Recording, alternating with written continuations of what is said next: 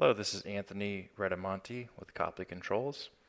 Today we'll be testing out EC Engineer with making some moves with it.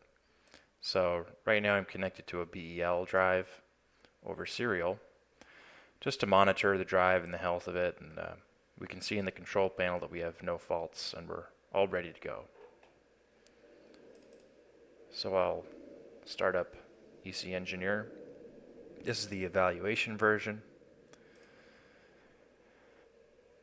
Just reach out to Acontis if you want to acquire this version. I'm going to click on Class A, Master Unit. And the installer installed the link layer NDIS.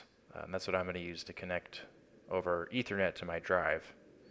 So I select the Ethernet adapter here. I'm going to put the requested state to op mode so we can actually push some current and move. And I'll select it. Then I'll do a network scan. And we can see that it found the drive. By default, it's in CSP mode. So we have those different slots for all the different cyclic modes. And the first one is the default. So I'll go ahead and activate this configuration by clicking the diagnosis mode button. And now we can see that we're in op mode. And I'll click the variables tab so we can see the PDO data. So the main parameters that I'll be focusing on are the control word and the status word. The control word, so right now the status word is 718. If I open up a calculator and type in 718 in there, we can see that bit 3 is set. And if we just look at the CANopen Programmer's Manual, status word, status word, what did I say, bit 8? No, bit 3. Bit 3 is set, so bit 3 is a fault. So we have a fault and we need to clear it before we can actually make any moves. So how do we clear a fault? Well, in the control word, we can set bit 7. So low to high transition clears any latched fault. So I'm going to go ahead and do that, but first I'll just take a look, because in CSP mode we're constantly sending the target position.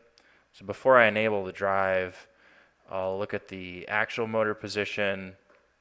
We're at 375,000 counts. I'll go ahead and change the target position instead of 0, so we don't get a huge following error. I'll change it to be very close to where we are.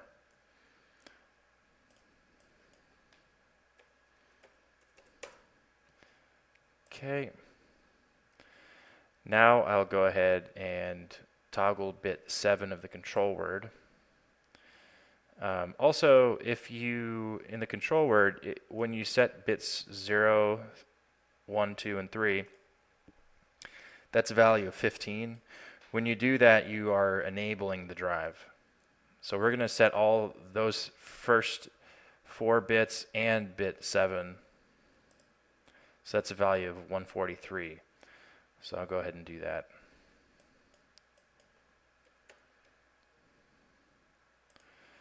Okay, we can see here in the status word that changed, that fault bit went away. So now we don't have a latched fault. And I'll just set I'll clear bit 7 now and just set it to 15. Great, now I'm pushing, I'm controlling holding position in CSP mode. So now I'm ready to make some moves.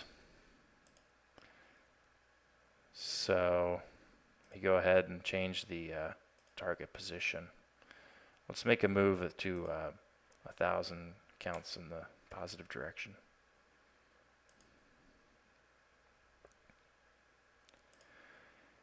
Okay, here's the data. We made This move, 1,000 counts, that pink line there is the commanded position. So yeah, we were able to make a CSP mode move using EC Engineer. Okay, now I'll make a move in CSV mode. So we'll go back to config mode. We will select a different module.